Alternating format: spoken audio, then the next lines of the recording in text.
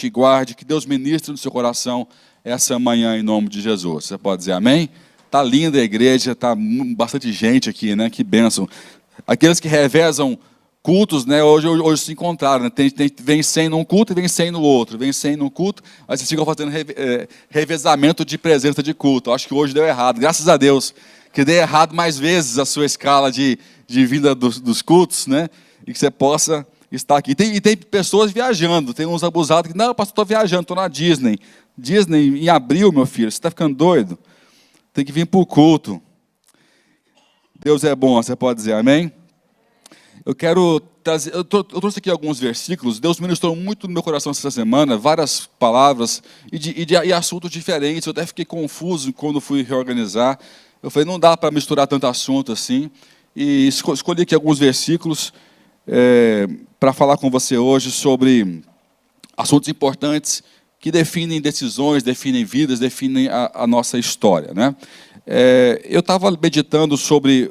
Eu enviei ontem um devocional. Nós temos todos os dias um devocional diário no nosso grupo da nossa equipe. Nossos discípulos todos os dias fazem um devocional, cada um melhor do que o outro, é uma coisa impressionante. E eu, há 2 dias ou 3 dias, não me lembro, mandei um e coloquei uma reflexão e depois continuei meditando sobre ela, porque a gente sempre manda no grupo coisa bem curtinha, né? Coisa bem... 5 minutinhos você lê e acaba o devocional. Mas se você fizer um estudo sobre aquilo, dá para você falar bastante tempo e aprender mais coisas. E em Apocalipse 19, 16, tem uma das definições sobre Jesus, sobre quem Jesus é, o seu poder, a sua influência. E a definição que dá aqui nesse versículo é a seguinte: no manto, sobre a sua coxa, tem escrito o nome, Rei dos Reis e Senhor dos Senhores. Fala assim comigo, Rei dos Reis e Senhor dos Senhores. É uma das muitas definições sobre Jesus Cristo, que fala sobre o seu poder, as suas permissões, o que ele pode ou não pode fazer, e fala, ele é Rei do quê? Dos reis, e é Senhor de tudo que se chama de Senhor na face da terra. E eu comecei a pensar sobre isso. E toda a Bíblia, ela é um conjunto de histórias que tem as suas figurações para nos dar significados. E até muito pouco tempo atrás, tudo se definia com reinados, né? Os povos tinham os seus reis. E a Bíblia está cheia de exemplos e de histórias que envolviam um rei, que envolvia a decisão de um rei bom ou um rei mau. E em tudo nós conseguimos entender. Então, quando você entende o mecanismo de governo da monarquia, do reinado, você entende bastante bem o que Deus pode e o que Ele quer fazer na sua vida.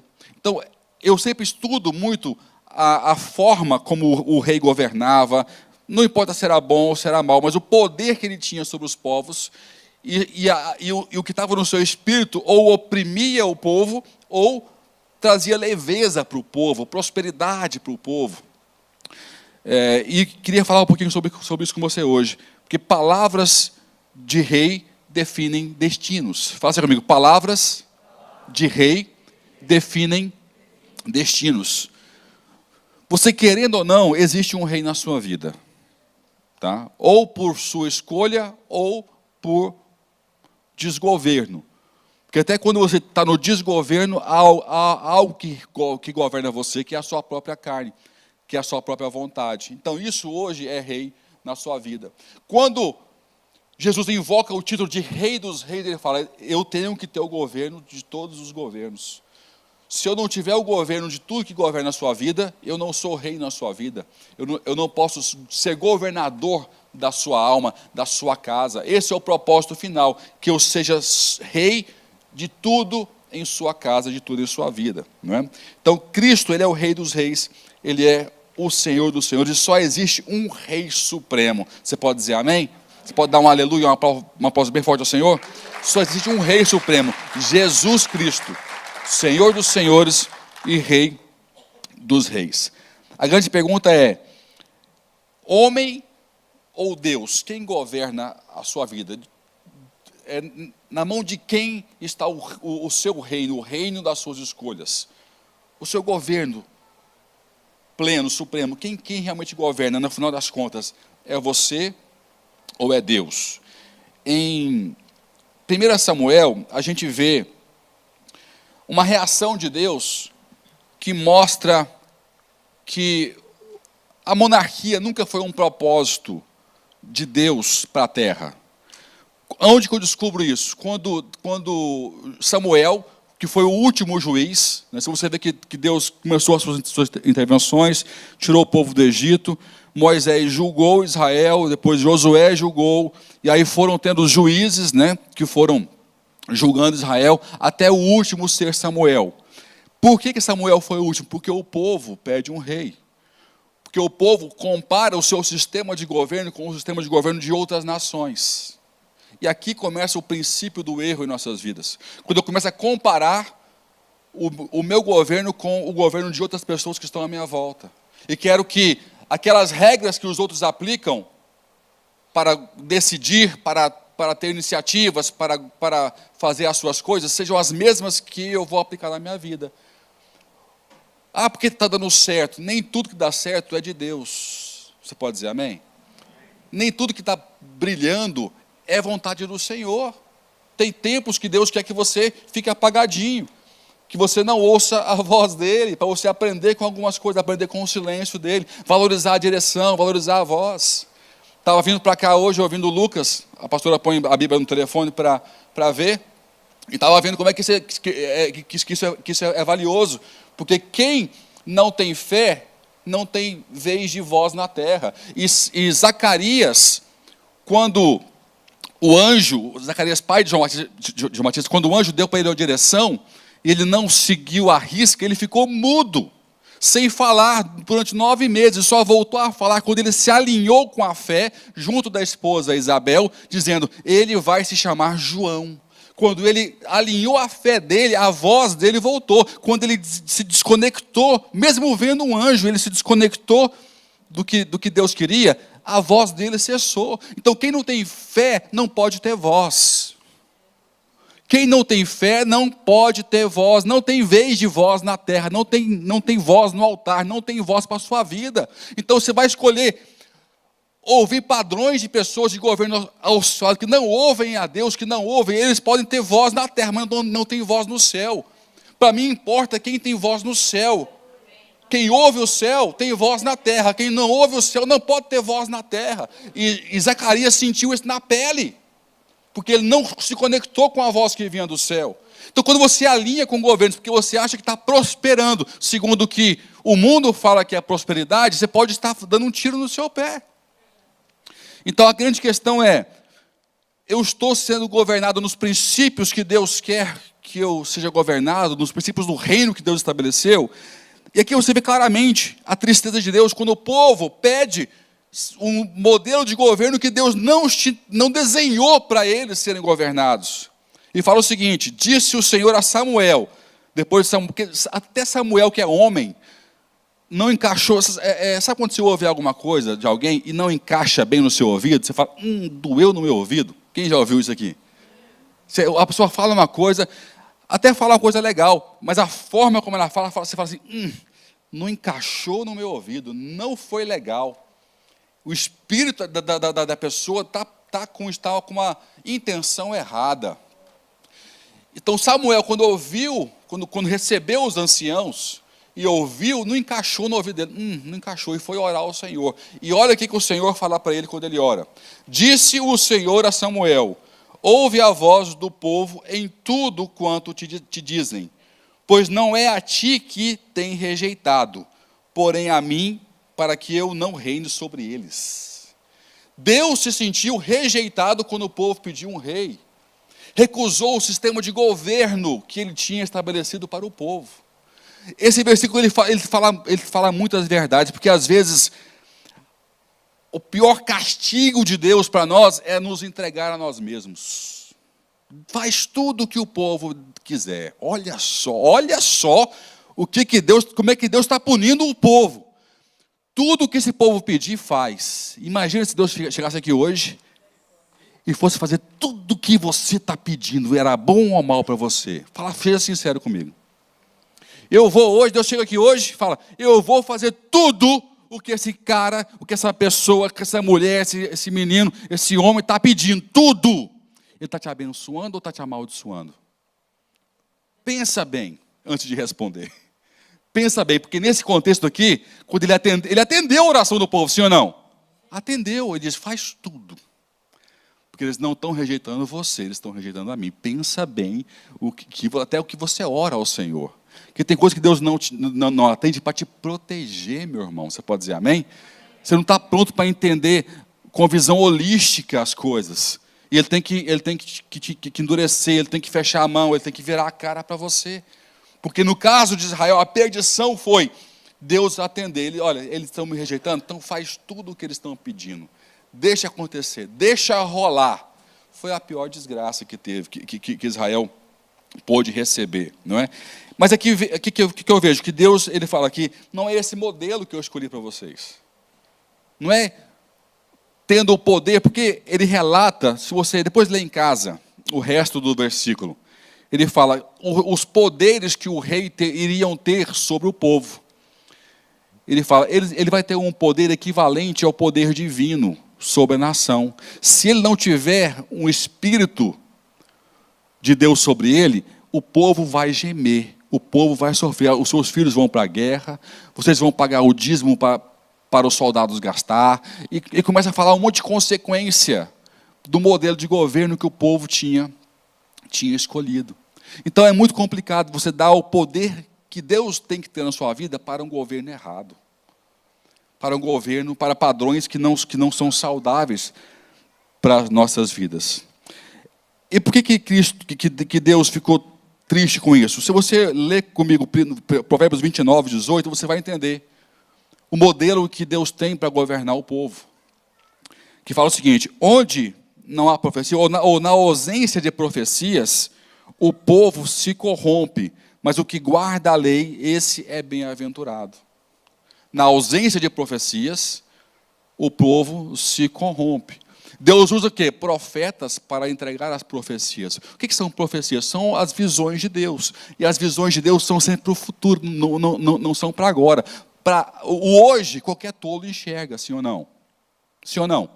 O hoje, até o amanhã próximo, qualquer tolo enxerga. Mas o que é o profeta? O cara que vê daqui a 10 anos.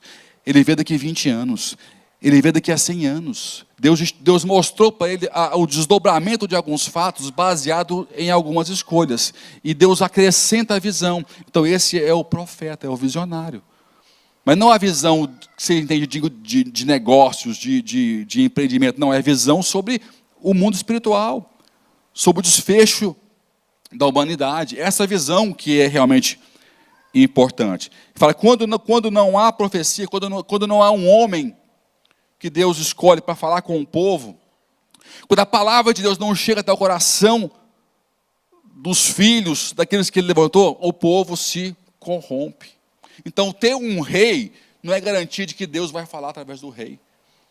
Porque quando houveram reis que foram bons e tementes a Deus, Deus falou e o povo não se corrompeu. Mas quando houve ausência, vide Acabe, na história de Elias, Acabe e Jezabel, que se absteve dos caminhos do Senhor, que se ausentou da palavra de Deus. Olha o desfecho que foi Israel, a seca que a terra experimentou, o desfecho horrível, até de como morreu Acabe, como morreram Acabe e Jezabel, horrível.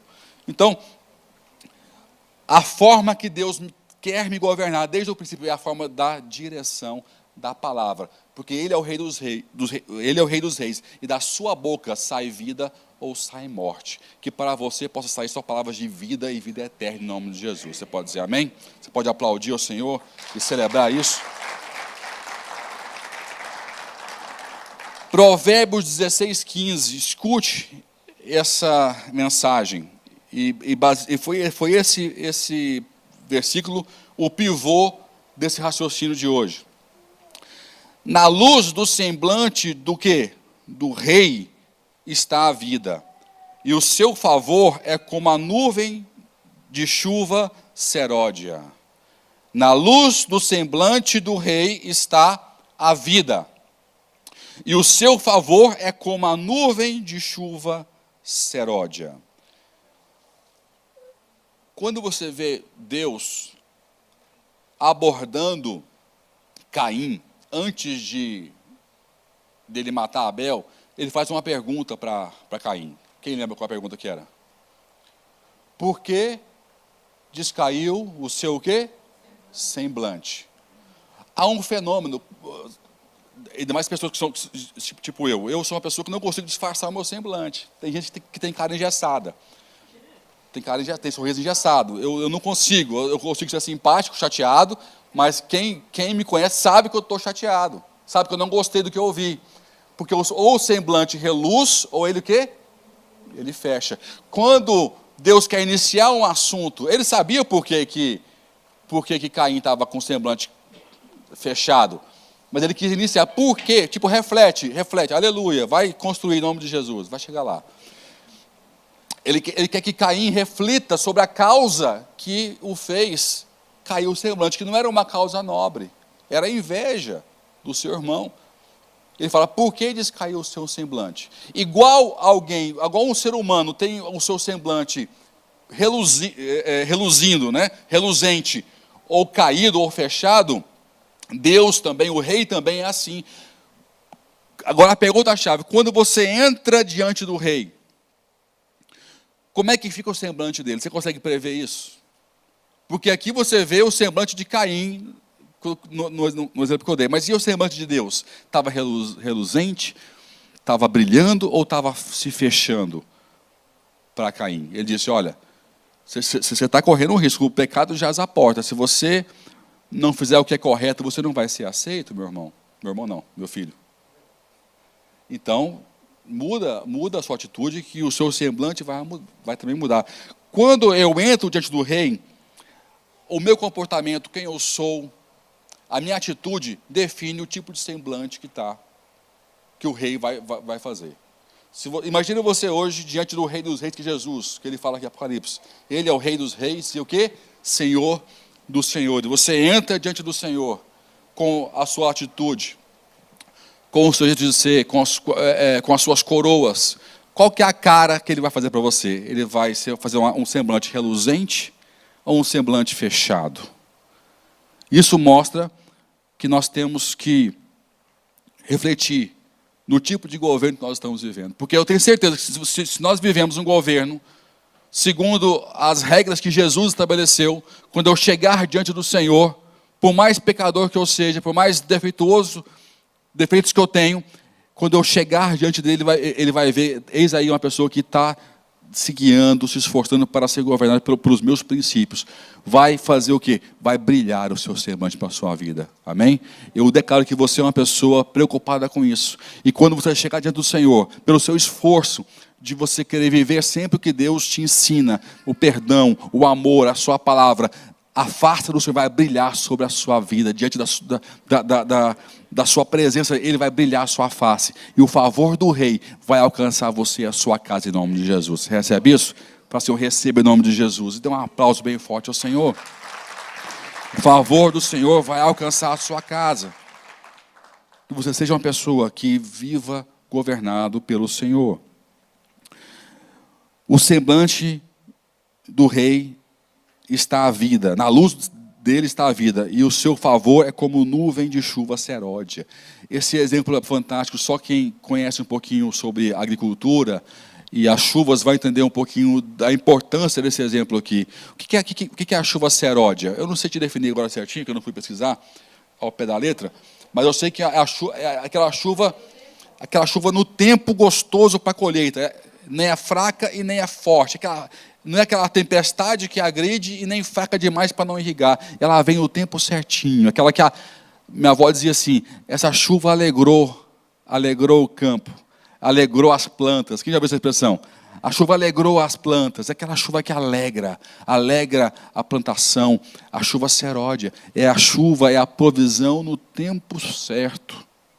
No tempo certo. Deus tem para você as bênçãos que Ele tem para você no tempo certo. Você pode dizer amém? Não é quando você pede, não, é no tempo certo. A maior bênção é essa, quando Ele te protege para te entregar tudo que você tem que receber no tempo certo. O segredo é o quê? É como é que eu estou quando eu me apresento. Quando eu venho para um culto, quando eu vou para uma célula, como é que eu me apresento? Eu acho que o maior símbolo de formas de apresentar-se ao rei, a Jesus, nós podemos ver na história de Esther, de Hadassa. Quem conhece a história de Esther? Quem já leu Esther todo aqui? Leia hoje. Eu li hoje, são 10 capítulos só, eu li hoje, de manhã, todo o livro. Eu li Esther hoje, todo o livro, de manhã. Li 10 capítulos, só, passa assim, rapidinho.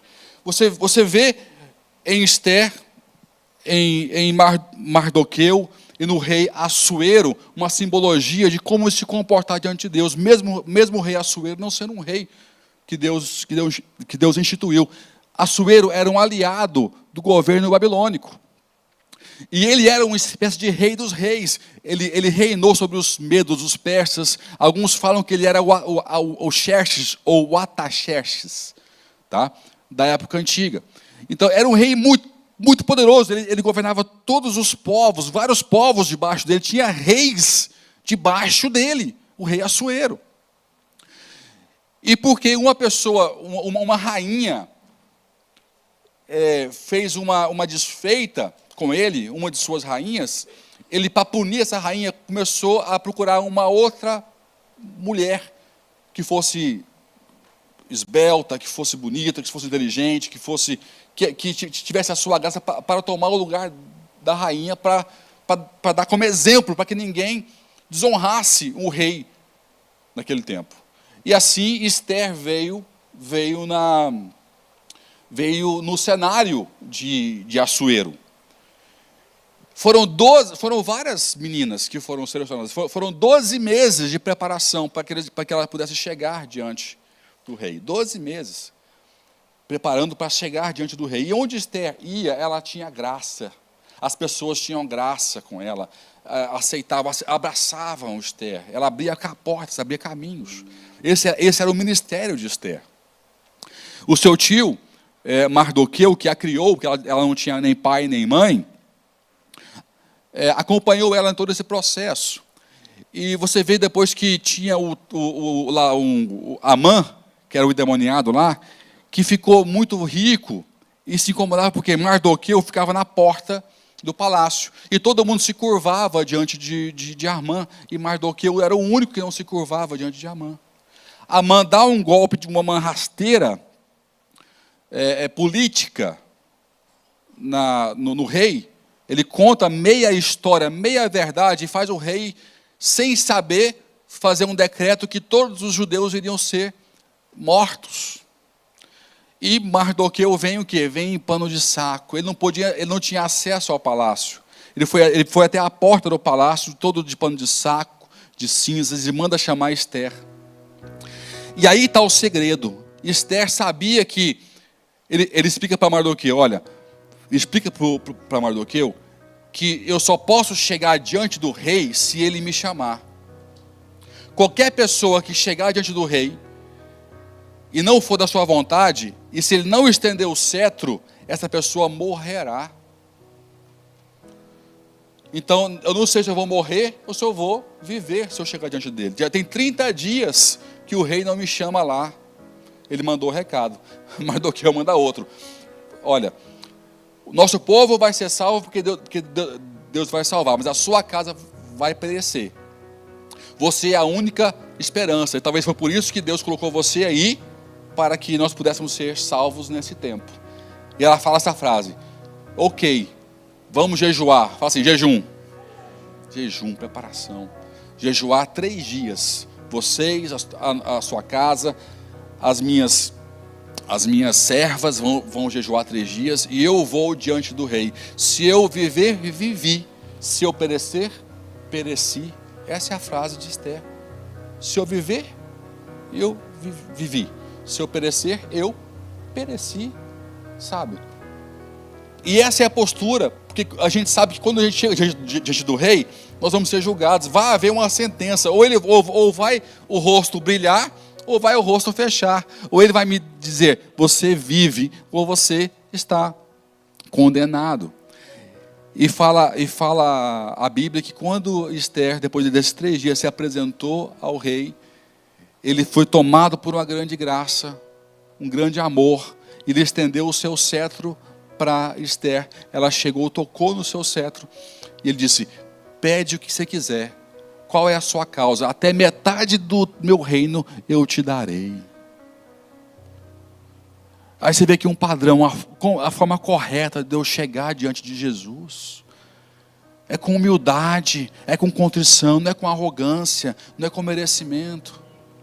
Aí chega Amã, porque Assuero foi dormir e perdeu o sono, e foi ler as crônicas recentes do seu reino. Estava sem sono e foi ler. E achou nas crônicas que Mardoqueu o salvou da morte, porque ele viu um plano de 2 eunucos que queriam matar Assuero. Contou para Esther, a Esther contou para o rei, e os 2 eunucos foram executados, foram enforcados. E ele perguntou: Mardoqueu teve alguma recompensa desse trabalho que ele fez pelo reino? Ele: não, nada foi recompensado. Aí ele chega a Amã, o vilão, o conselheiro do rei, e fala: Amã, eu quero honrar uma pessoa. Essa parte eu achei fantástica. Eu quero honrar uma pessoa. O que você faria, Amã, se você fosse honrar uma pessoa? Ele achou que era o próprio, que ele que era o cara que ia ser honrado. Ele: não, você vai pegar a sua coroa, rei, você vai pôr ele num cavalo, vai pôr vestes maravilhosas, vai fazer ele andar por toda a cidade e vai dizer: assim se fará aquele que tiver o favor do rei. Aí, então, você vai fazer isso, tudo que você falou a Amã, você vai pegar Mardoqueu, o cara que ele queria matar. Você vai colocar Mardoqueu num cavalo e você vai andar com ele na cidade falando cada palavra que você falou. Querido, quando você tem o favor de Deus, Deus põe o seu inimigo para te servir, para te guiar no cavalinho, rabugento. Aí ele queria que Mardoqueu se dobrasse. Ele foi puxando Mardoqueu no cavalinho, dizendo: assim se fará todo aquele que encontrar o favor do rei. Esse cara ficou maluco, ficou mais endemoniado que o demônio. Ele ficou doido.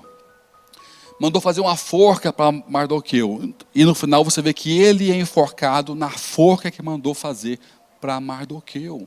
Querido, não se brinca com quem sabe chegar diante do Rei dos Reis. Não se brinca, pode dar uma pausa ao Senhor. Não se brinca com quem sabe chegar diante do Rei dos Reis. Tudo muda, sabe? Há uma reviravolta na história. E assim aconteceu com Esther, com Mardoqueu e com todo o povo. Até hoje, se você não sabe disso, saiba agora. Até hoje a festa do Purim. Quem sabe o que é o Purim em Israel? É o dia do perdão.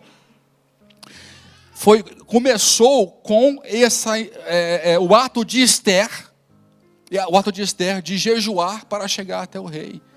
Aí se estabeleceu por decreto que seria uma festa contínua todos os anos, o Purim. E até hoje você celebra o dia do perdão, o dia do arrependimento em Israel, por causa desse fato aqui.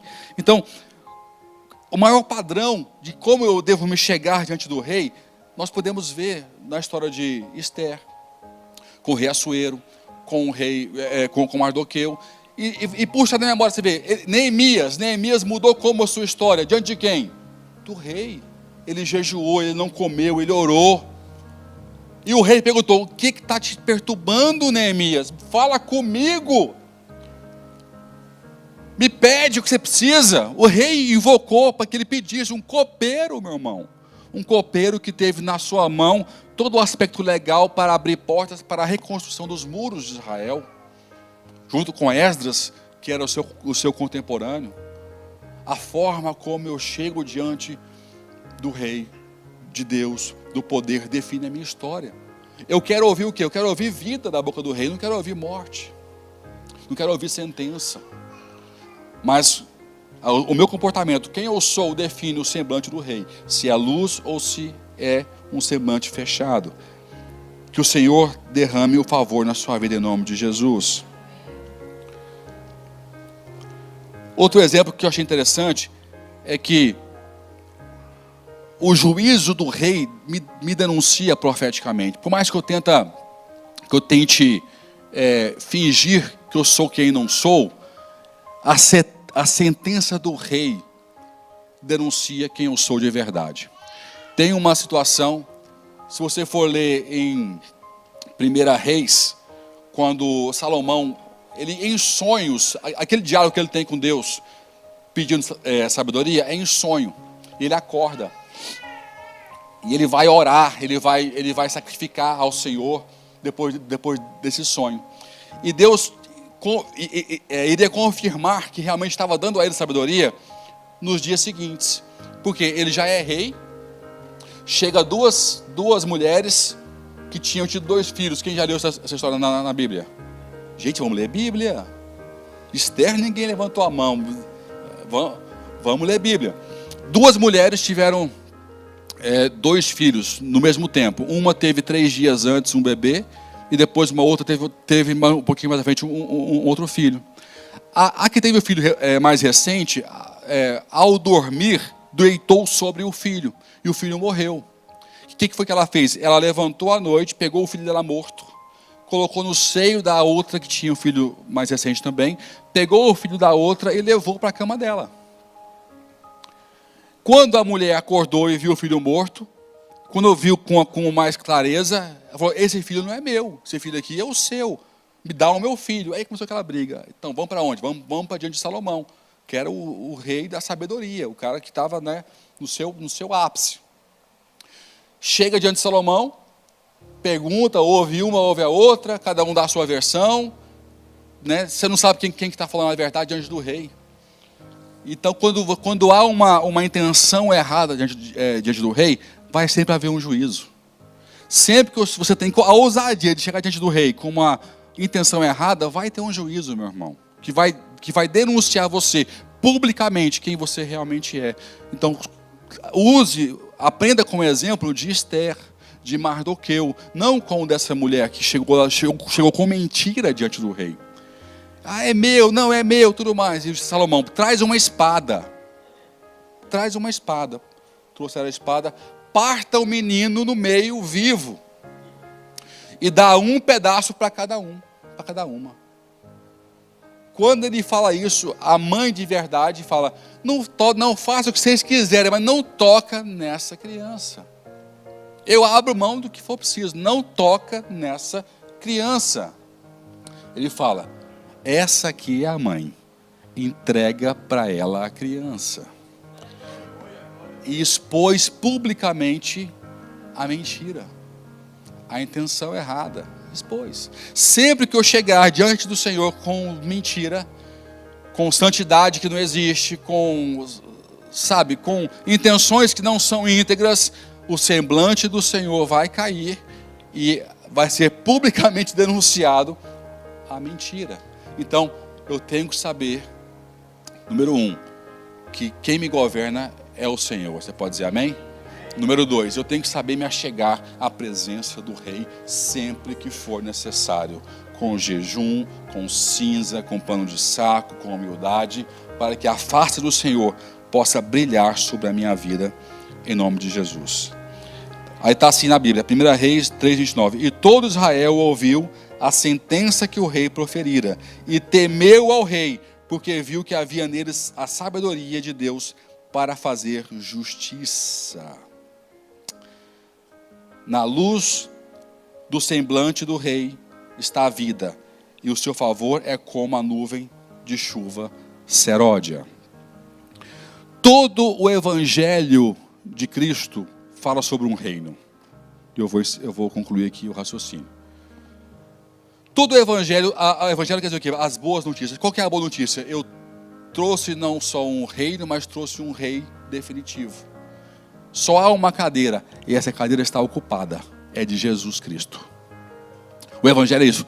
Ele é o anunciar de que o novo reino chegou junto com um novo rei. Insubstituível, irrevogável e eterno. Você pode dizer amém? É chegado o reino de Deus. O evangelho se resume a essa declaração de que é chegado um governo para a minha vida e para a sua vida. Tudo que você viver em relação ao evangelho, você pode sentir Deus 1 milhão de vezes, você pode ouvir Deus 1 milhão de vezes, mas se não há reino de Deus em você, não existe evangelho em você. As pessoas que estavam ao lado de Jesus também viram os mesmos milagres, foram impactados com as mesmas palavras, mas nem todos tiveram o mesmo reino. Não confunda estar no ambiente de Deus com ter o ambiente de Deus em sua vida. Não confunda. Estar no ambiente que Deus fala, que Deus cura, que Deus ministra, porque os judeus que o crucificaram também estavam no mesmo ambiente que os milagres aconteceram, sim ou não? Os que questionaram João Batista e o seu ministério estavam também presentes quando desceu o Espírito Santo no batismo, sim ou não? Estavam. Então não confunda estar no ambiente onde Deus se manifesta com ter o ambiente de Deus em sua vida. O reino de Deus está o quê? Dentro de nós. Foi essa a resposta que ele deu para Nicodemos, se eu não me engano. Não está aqui nem ali, ele está dentro de vós. Aí está o reino de Deus. Então, por que dentro de mim? Porque de dentro de mim é que sai o desgoverno. Das minhas emoções, dos meus próprios critérios. Então, se eu quero frear a minha vida, eu tenho que frear o quê? O reino que está governando dentro de mim. O rei dos reis governa aqui dentro ou se eu governo aqui fora? Que governar aqui fora, estou vendo ele governando, abençoando um, abençoando o outro, fazendo milagre aqui, ali. Agora, ele está governando dentro de mim. Ele refreia a sua alma, ele refreia o seu espírito, ele refreia a sua boca. O que fala a palavra de Deus? O homem que refreia a sua língua é homem o quê? Perfeito. Aquele que refreia a sua língua é homem perfeito. Porque só quem sabe o que é difícil, o quão é difícil calar a boca, sabe que é preciso ter muitos travões, muitos mecanismos internos para poder refrear o que nós vamos falar, sim ou não? Sim ou não, homens? Por que está rindo as mulheres? Eu perguntei para os homens, não perguntei para as mulheres. Então, que o reino de Deus possa governar a minha vida, governar a sua vida em nome de Jesus. Que possamos saber que há uma maneira correta de se chegar diante do Senhor, do Rei dos Reis, o Rei Supremo. Evangelho não é teoria, Evangelho é governo. Evangelho não é uma linha de pensamento, ele é um governo que tem que ser aplicado. É um governo. Se o governo de Deus não está em mim, eu não estou no Evangelho. Quando eu estou mergulhado nesse governo, eu sei claramente quando eu estou ou não passando os limites aceitáveis espirituais. Eu quero que você hoje pense sobre isso e jamais esqueça que nossa vida tem que ser uma vida que quando a gente chegar diante do Senhor, o seu semblante vai ter luz e nunca vai faltar chuva seródia para a minha vida, para a sua vida em nome de Jesus. Amém? Fica aí onde você está. Dê um aplauso bem forte ao Senhor.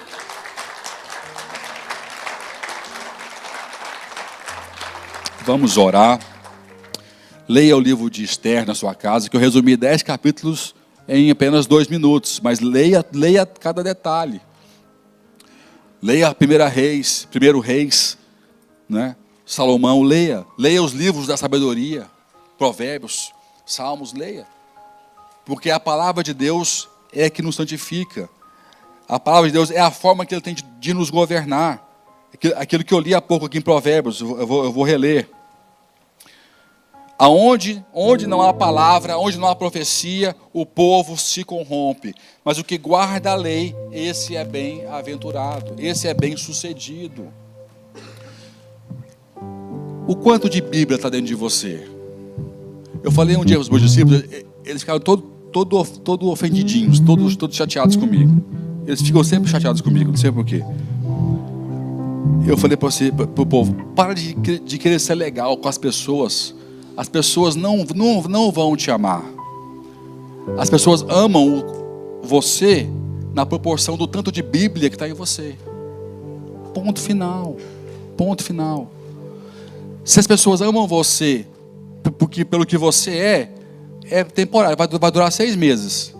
Daqui a pouquinho os seus defeitos vão sobressair. As pessoas amam o tanto de Bíblia que está em você. As pessoas não elogiam pregações, elas elogiam quando identificam a palavra de Deus na pregação. É assim ou não é?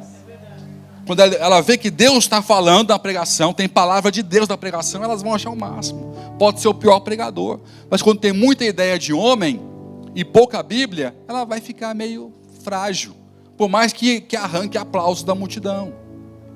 E assim é para todos nós, não é só para a liderança não. O que importa é o tanto de Bíblia que tem em você. Eu sou guiado por Deus segundo a sua palavra. Se eu não tenho Bíblia em mim, eu vou seguir que palavra, que direção? Eu não vou ter, não vai haver termômetro em minha vida. Então, nós temos que ter contato com a palavra de Deus. Onde não há profecia, o povo se corrompe. A palavra de Deus, ela limpa a gente, ela santifica a gente. Sempre que eu leio a Bíblia, eu me sinto mais limpo. Eu me sinto santificado. A palavra, ela tem esse poder de santificação do ser humano. Então não dá para ser santo só com esforço. Eu tenho que ser santo consoante o tanto de Bíblia que está em mim. Então é preciso ter conteúdo. Hoje em dia nós estamos vivendo um fenômeno que é um chamado analfabetismo bíblico nas igrejas evangélicas. Antigamente, até pouco tempo, era só na católica que via isso, não é? Que só seguia por tradição. Eu falo por mim mesmo, eu cresci católico de nominal, não sabia a fé que eu representava. Então eu posso falar, eu vim de lá, tá? Perdoe se alguém é mais sensível. Eu vim de lá, posso falar. Então eu cresci católico sem saber um versículo bíblico nominal. Hoje tem evangélicos nominais. Cuidado com isso. Tem muçulmano nominal, tem evangélico nominal, tem católico nominal que não sabe a fé que representa, não sabe o porquê que vive o que vive. Vive só porque o pai falou que tem que viver. E, querido, isso é perigoso. Nós temos que viver o reino de Deus. Ele tem que estar dentro de nós. Isso vai ser cobrado de nós quando nós nos achegarmos diante do Rei dos Reis, o Senhor dos Senhores, que é Jesus Cristo. Então, se permita ter uma rotina onde a Bíblia fala com você. A Bíblia ministra, te santifica, te limpa. Medite na palavra de Deus. Se você não sabe Bíblia, não tem como você meditar, porque você não vai lembrar de nenhum versículo no dia a dia, não vai lembrar.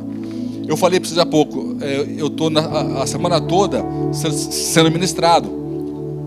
Mas pastor, você foi ler a Bíblia? Eu falei, não fui, eu te confesso o meu pecado. Nenhuma vez essa semana eu peguei para ler a Bíblia, nenhuma vez. Mas eu leio a Bíblia já há muito tempo. E vieram um versículo na mente, eu fui, meditei, li, fui na Bíblia e conferi. Veio outro, eu pensei, gastei meia hora, e fui lá e busquei outros versículos. Meditar na palavra. Esse é o segredo que Deus disse para Josué. Quer ter sucesso, Josué? Quer vencer? Medite na minha lei dia e noite. Dela não se desvie nem para a direita e nem para a esquerda. E tudo que você fizer prosperará. Ele desenhou a forma de sucesso para Josué em poucas linhas. Então, o reino de Deus é tão forte em mim quanto o tanto de Bíblia que habita em mim. Sem palavra de Deus o povo perece, o povo se corrompe, tá? Então eu quero que nesse culto, nessa manhã, você possa orar ao Senhor. E já que você entendeu que é importante a forma como eu chego diante do Senhor para encontrar favor, que você possa corrigir essa forma hoje. Pedir perdão, chegar como Mardoqueu, de pano e saco e cinza. Ou como Esther, se preparar. Não, se eu for agora vai dar ruim. Eu vou no mínimo 3 dias jejuar e vou arriscar no meu pescoço, que eu preciso de um favor de Deus. Eu preciso que algo aconteça. Então, se eu viver, eu vivi. Se eu morrer, se eu perecer, eu pereci. Mas eu vou jejuar, eu vou orar, porque vale o risco. Vale a pena me expor, arriscar o pescoço para estar diante do Rei dos Reis, do Senhor dos Senhores, que é Jesus Cristo. Então, nessa sua oração, que você possa estar organizando.